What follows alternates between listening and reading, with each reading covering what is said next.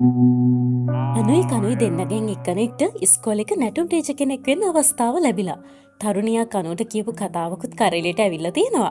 මෙන්න සම්පූර්ණ විස්තරය. අනුයි කනුයි කියන්නේ ලංකාවේ නර්තනයෙන් කරලියට ආපු සුරූපී තරුණියන් දෙන්නෙක්. මේ දෙන්න නිවුණු නිසා ගොඩක් අයට දෙන්නවම පැටලෙනවා. ඒ තරම්ම එක වගේ රූප දෙකක් එයාලට දෛවය ලබා දීලා තියෙනවා. ඒ හේතුව නිසාම එයාලා අඩු කාලයකදී ලංකාවේ අනුයි කනුයි විදිහට අතිශයින් ජනප්‍රිය වුණා. පහුගිය 2023 දී හිතිල්ලෙන් තරු වැඩසටහනේද බොහෝ අවධානයක් දිනාගත්තු මේ දෙන්නගෙන් අනූට අද ගුරුතුමියක් වෙන්න වරම් ලැබිලා. අනු කියන නමින් ඉන්න ඇගේ ඇත්තම නම තමයි අනුක්ෂී.